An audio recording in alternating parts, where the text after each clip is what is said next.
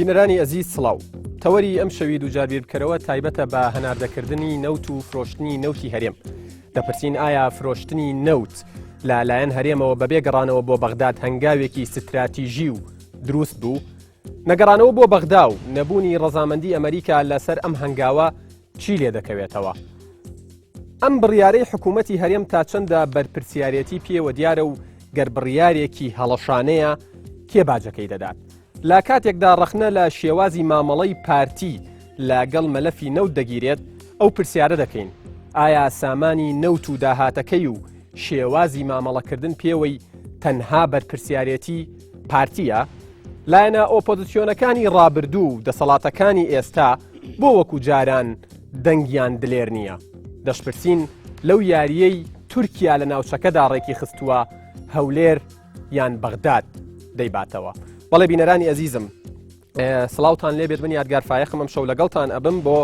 ئەوەی بە شێوەیەکی ڕاستەوخۆ ئەڵلقەیەکی نوێی دووجار بیرکەرەوەتان پێشکەش بکەم و وەکو لە پێشەکێکەیە زانیتان تایبەتە بە بڵێن تەوەری ئەم شەومان تایبەتە بە مەلەفی نەوت و بڕیاری یاخود هەنگاوی فرۆشتنی نەوتی هەرێم لەلایەن حکوومەتی هەرێمی کوردستانەوە ئەڵلقەی ئەم شەویشمان بە میوانداری ئەم بەڕێزانە دەبێت لە دەستە ڕاستم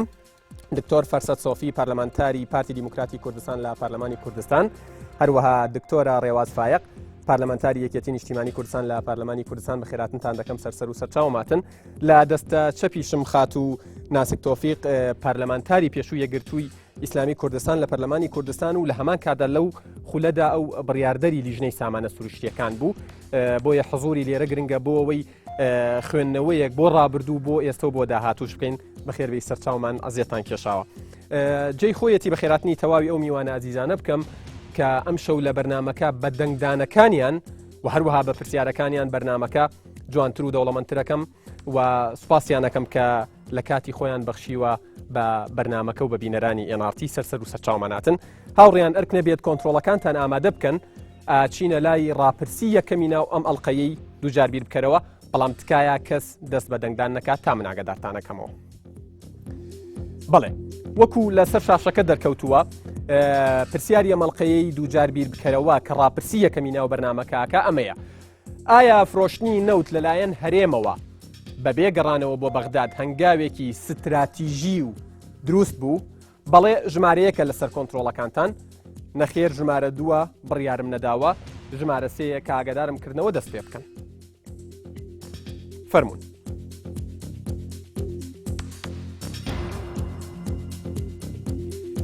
بەڵێ تکایە ئاگادار بن تەنها سی شرکەتان هەیە ئایا فرۆشتنی نەوت لەلایەن هەرێمەوە بەبێ گەڕانەوە بۆ بەغداد هەنگاوێکی ستراتیژی و دروست بوو بەڵێ نەخێر بڕیارم نەداوە کاتیشمان بەرەو کۆتایی دەڕوات دەستان خۆش بێت و زۆر زۆر سپاس بەڵێ ئەبێت ئێستا بینەرانی ئەزیزی دووجار بیر بکەرەوە ئێناڵتی ئاگادار بکەمەوە کە وەکو ئەڵلقەکانی پێشوو ئێمە لەسەر وێبسایتی nrttv.com ڕاپرسیەکمان داناوە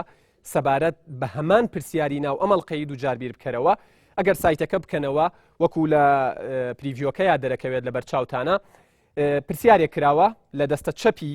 ماڵپەڕەکە تۆزێک دەیتە خوارەوە بۆی بەرچاو دڕون بێ نووسراوە ڕاپرسی بەرنامەی دووجار بیر بکەرەوە باگراوندێکی سووری هەیە ئایا فرۆشتنی نەوت لەلایەن هەرێمەوە بەبێ گەڕانەوە بۆ بەغداد هەنگاوێکی ستراتیژی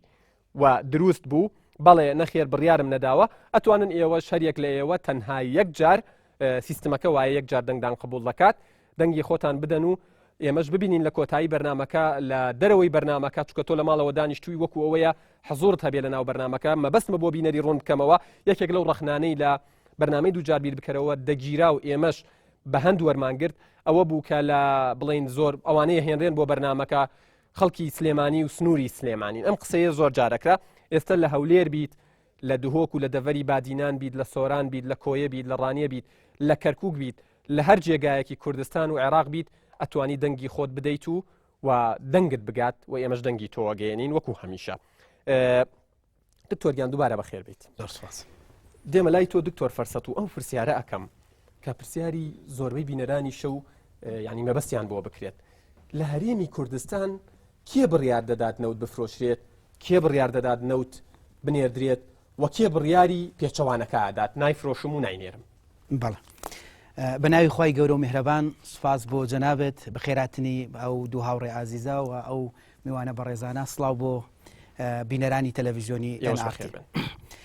پێش هەموو شتێک دەمەوێ ئەگەر کاتم پێ بدەی بەر لە وەڵامی پرسیارەکەت یەک کۆمنتی بچووک لەسەر ئەو پرسیاری میحوەری بەرنامەکەت بدەم. هەرێمی کوردستان بەبێ گەڕانەوە بۆ بەغدا نەوتی فرۆشتووە. طبعا من پێم وایە نەسی پرسیارەکە بەم شێوەیە نییە. هەرێمی کوردستان بەبێ گەڕانەوە بۆ بەغدا نەوتی نەفرۆشتووە. هەرێمی کوردستان مەسیرەیەکی زۆر دوور و درێژی لە دانوسان و گفتوگۆ لەگەڵ حکوومەتی ئیتحادی دەست پێ کرد. حکوومەتی ئیتحادی یان با بڵێن باشترە ناوی لێ بنین حکوومەتی مرکزی چونکە بە عەقلی مرکزی و بە قانونەکانی سەردەمی پێشوو قانونی نەوت و غاز هەر قانونی سەردەمی ڕژێمی پێشوو کە بۆ نیزامێکی مرکزی زۆر تند دانراوە حتا شەریکەی کۆمۆ کە ستۆمۆ ئەرکەکەی بریتە لە هەناردەکردنی تەسویقی نەوت ئەویش هەر بە قانونی سەردەمی پێشوو دەکرێت. حکوومەتی هەرێمی کوردستان و وەفدی مفاوەزی هەرێمی کوردستان بە هەموو شێوەیەک لەگەڵ بەغدا هاتووە بە ئیتفاق بیکەین عەداد دائنین ئێوە مراقەبەی بکەن بین بە ئیتفاق تەنانەت ئاخیر قسە ئەو بوو گوتی ئێمە 100,000 بەرمیل بە شەریک بە سۆمۆ دەنێرین لێمان وەرگرن نەوتەکە بفرۆشێ لەگەڵ ئەمەش نهاتنە پێش تەنانەت ئەو 100,000 بەرمیلەشیان وەرگرن. ئەمە کێشە ئەساسیەکەیە. تۆ ئەڵێ من ئەڵێم ئەوەی حکوومەتی هەرێمی کوردستان کردوێتی وەکو ئەوەی کە سەرۆکی حکوومەتیش لەو دانیشتەی پەرلەمان ئاماژەی پێدا ڕێک نەسی مادەی 6 لە یاسای ژمارە 5 ساڵی 2013 دەڵێ ئەگەر لە ماوەی 90 ڕۆژ حکوومەتی ئیتحادی شایستە داراییەکانی هەرێمی کوردستانی نەدا یان لە 90 ڕۆژ نەگەیشتنە مفاوەزات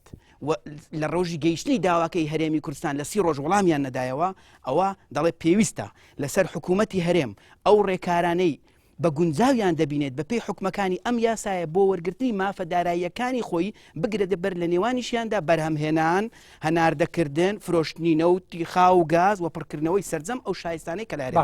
مانای وایە حکوومەتی هەرێمی کوردستان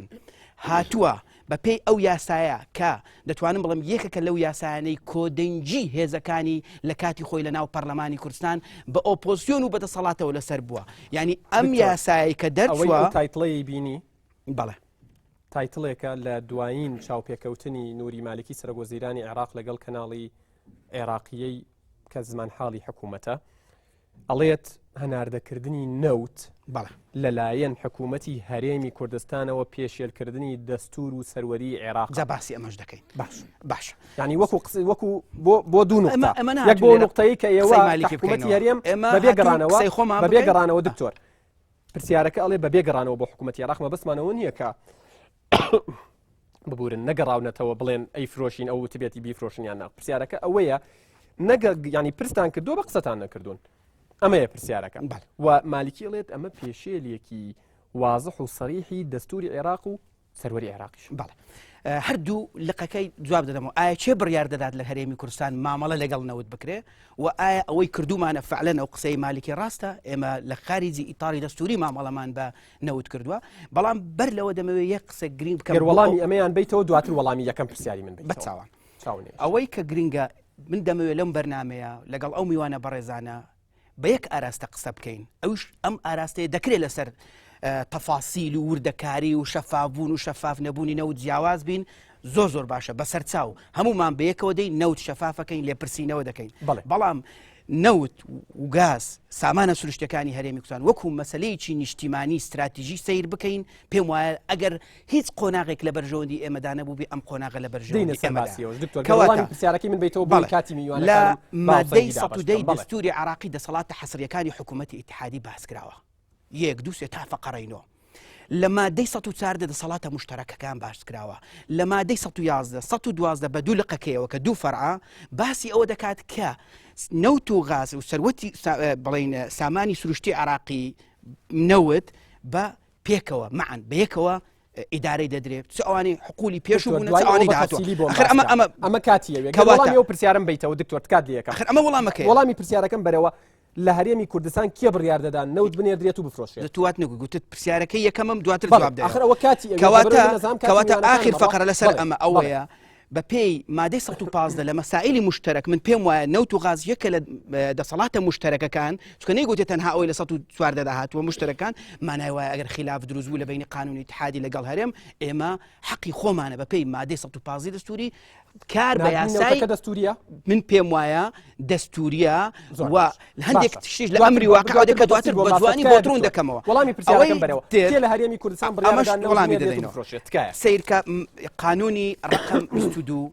ساڵی 2007 قانونی نەوت و غازی هەرێمی کوردستان مادەی 4 دەڵێ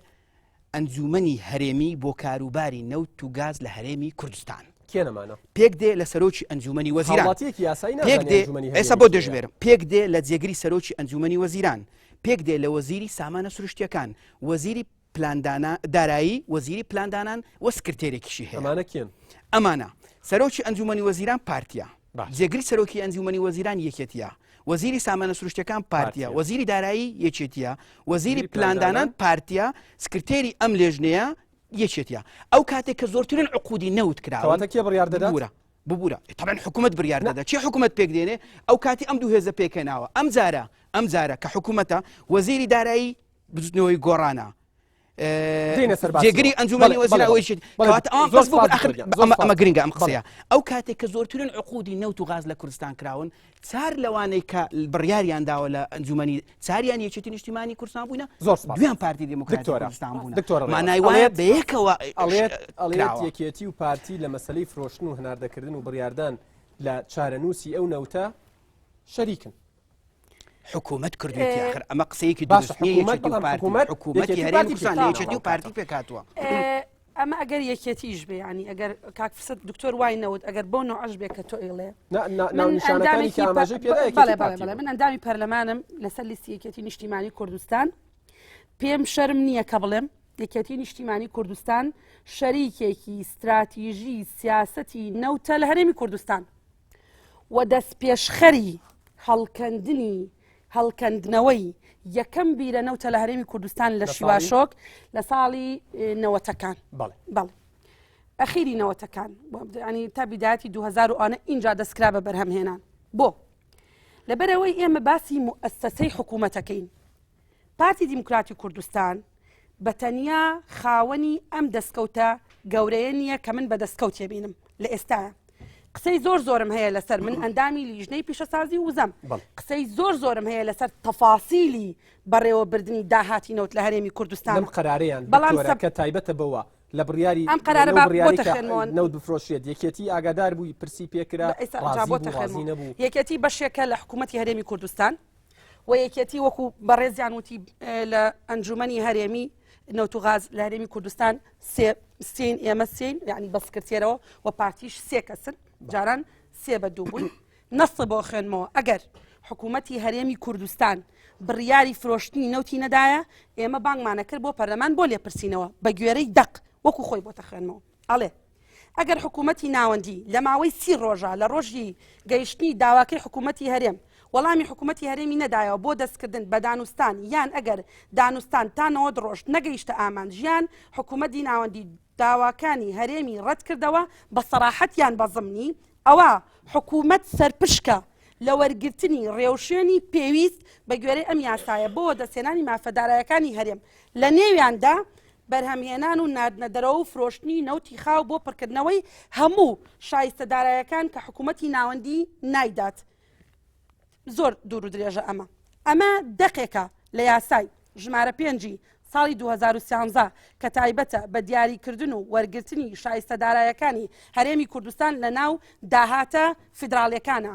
کە تەنیا قانونە کە تەکی دەکەمەوە کە توانیوێتی کۆدەنگی نیشتیمانی لە پەرلەمانی کوردستان خولی سێ دروست بکە و بە ئۆپۆزیسیۆن و بە دەسەڵاتەوە دەنگی پێ بدەن ئۆپۆزیسیۆن و دەسەڵات لە پەرلەمانی کوردستان حەقیانداوە بە حکوومەتی هەرێمی کوردستان ئەگەر پارە نەهات ئەم بڕیاری فرۆشتنی نەوت بدات بەڵام یەکێتی ئاگادارە یەکێتی بەشێکە لە حکوومەتی هەرێمی کوردستان ئێوە ڕازین بەوەی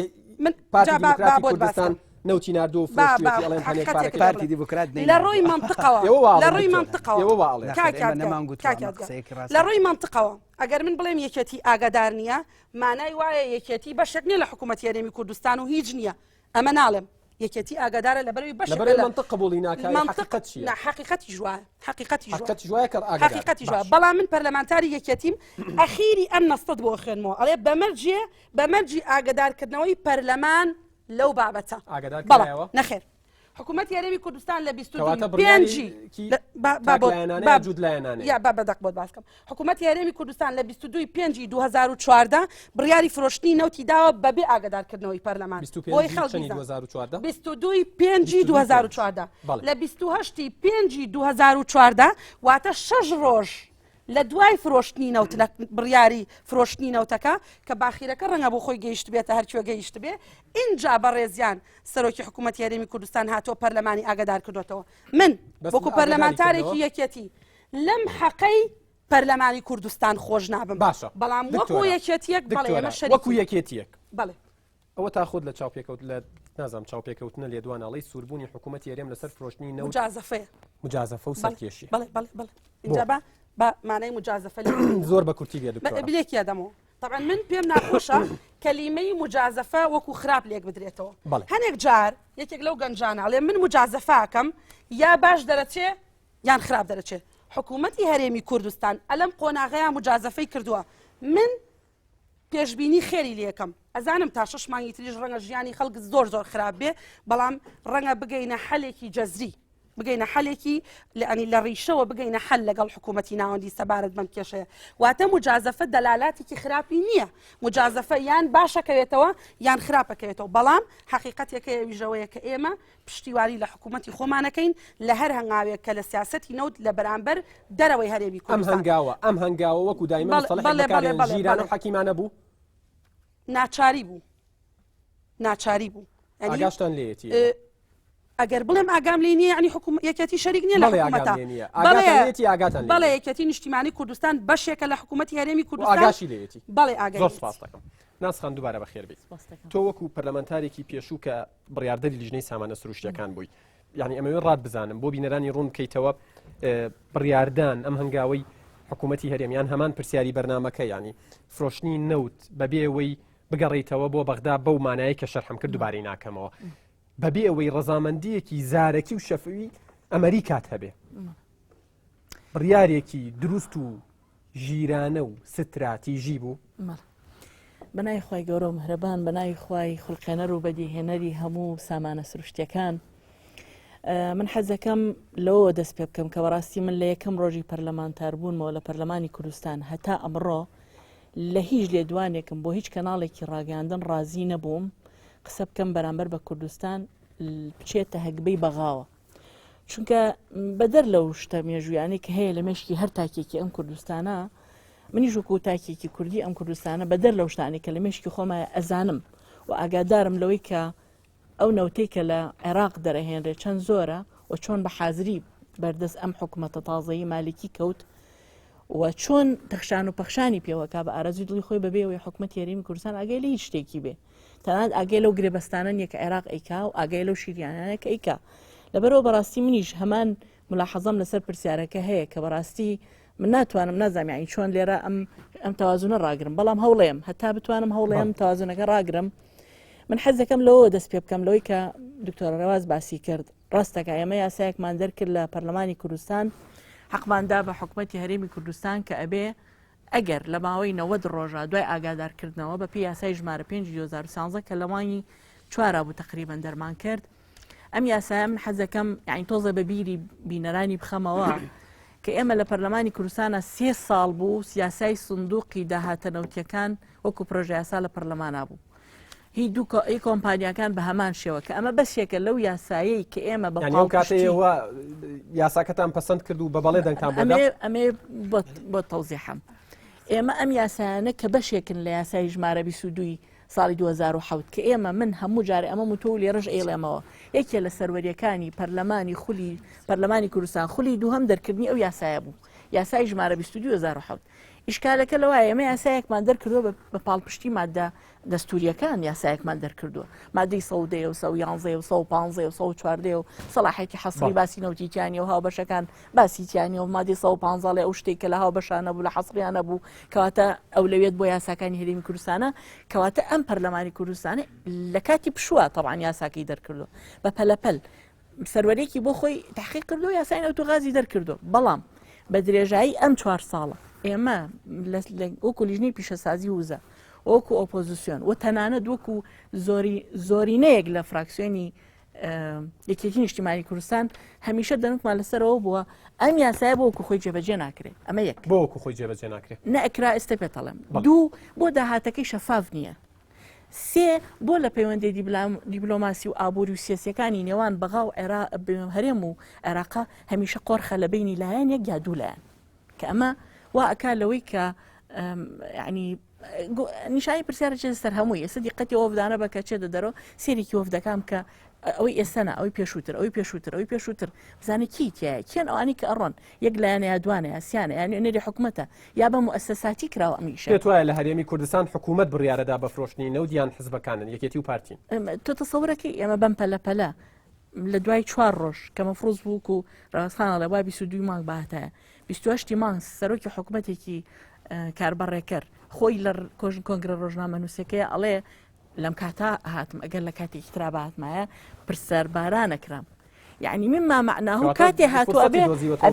ئەبێ نەعەفوەن لەوە ئەچێوکو ئەڵێ مجازەفەیە ئەوێتی پەڕێنێ کاتێک هاتووە پرسیار بۆ قبوڵی یەکەن فراکسیۆنەکە ئێوە بۆ قبوڵی یەکات دیسان پێتەڵم پەیڕێوێک دەست و بەندی بەستووە کە ئەمە حکوومەتی کاربەڕێکەرە ناتوانێت پرسیاری لێ بکە ئەو بە پێی پەیڕەوە بێ پرسیارەکانی کاربەڕێکەر دەتوانێت لە ڕووی یاسایی و قانونیەوە ئەو شتە گەورانە نەخێر ئەو من لە ئەو ڕۆژەوتومە کەواتە کە پابند نابن بەوی تریان و ئێوە بۆ پابند نەبن بۆ ئەمەی تریان ئەفۆن کامە پابند یعنی لە ڕووی ئەوەی کە حکوومەتی کاربەڕێکەرە ئەڵێن ئەمە تەواو ئۆکەی ئەمە بۆی نییە نەوت بفرۆشیە لێرەوە ئەڵێن یاسایەک من جوان بڵێم ئەڵێم لەبەرەوەی حکوومەتێکی کاربەڕێکەرە مەفروزە ئیشی ڕۆژانەی هاوڵاتیان بەڕێ بکە هی ئەوە نەبوو لەم مانگ ئێمە لە 36 پەرلەمان تەواو بووە بۆ وەکو یەکگرتو وەکو حزبێک بۆ دەنگتان نییە ئەخر دەنگ لە پەرلەمانە ئەوە جارە حکوومەتی کاربەڕێکەرە لێرەش عادەتەن تۆ بەقەدەر حەجم و قەباری خۆت بەقەدەر حەجمی ئەوەی کە خەڵک دەنگی پیاوی دەنگت هەیە خەڵکێک هەیە دەنگی زۆر لە ئێمە زیاتر هێناوە دەنگی نێو بێدەنگە دەنگەکانی دیکەی ئۆپۆزیسیۆن گۆڕان ئێستا ئەگەر ئێوە دەنگتان هەبێت پشتگیریتان ناکەن ئەماوەیە چەند لێدوانم مابێ ئەمە وتووە وتومە ئەم نەوت فرۆشتنە دەستکەوت بێ و دەستکەوت نەبێ ینی زەرەرکەین و قازانجکەین من لە ئەوڵ ئەڵێم شەفاف نەبوو یاسایی نەبوو یاساییەکە بڕیارێکی دروست بوو نە لەگەڵ بڕیارەکە بڕیارێکی دروست بوو دروستیش بێ لە مابوونی على الباطل باطل من ئەوە قەناعەت بوو ناتوانم یعنی ئەڵێم ئەگەر بڕیارێک لە کاتێکی کاربەڕێکەرا بێ و بەم پەلەپەلە و ئەی بۆ حکوومەتەکە تشکیل نەکردبووی بە مادام مۆزوعێکی ئەوە حساسەیە بۆ استراتیژی وەکوڵی تۆڵی مەبنی على الباطل باطل باشە ئەمەیان وازحە ئیستراتیژی بوو بڕیارەکە من ناتوانم بڵم استراتیژی بۆیان ناچونکە هیچ لە هیچ بە پێدراوەکان تۆ پێت وایە استراتیژی بوو بەبێەوەی تۆ بەشێکی لە عێراقتا ئێستا ئەمە بڵێم حقیقەتێکەیە هەرێمی کوردستان بەشێکە لە عێراق و حقیقەتێکی تریشەیە ئەوەیە تۆ لە ناوچەکە ڕەنگە بەس پاڵپشتی تورکیات هەبێ دێنە سەری بزان ئێمە لە 2015 لە مانگی 5 بانگهێشتی وەزیری سامانە سروشتەکانمان کردووە مع الأسف الشديد یەک وەرەقە لە ژوورەکەی ئێمە دەرنەچوو هەمووی سوتاتەوان زەین لە مانگی هێشتا پەرلەمان ژوورێک گڕیگرە و ژووری پیشەسازی وزە بوو ئێستا یەک زەڕە لە لە عقلی کۆمپیوتەرزان باس کراوتیان بێزیان بەداخەوە بێزیان وەرە هەموو مەلەفی سامانە سروشتەکان لێ تەنها ژووری لێژنەی زراعە بوو خۆم ئەزانم من خۆم ئەزانم ژووری زەراعە و عەفوەن بە چ بەڵگەیەک کاک فەرسەدیان ژووری زەراعە و ژووری پیشەسازی وزە یەک خۆڵە یەک وەرەقەی سامانە سروشتیەکان نەستاوە یەک وەرەقە من ئێستا لەوێم ئەوە لەوەیە من لەوێم بەڵام من ئیسنساخم کردووە پێشەوەی بسووتی بەس وەرەقەکان نەسووتاون نەسووتاوە من چووم بەڵام ئەوە نییە کە خەمی لێ بخۆی من ئێستا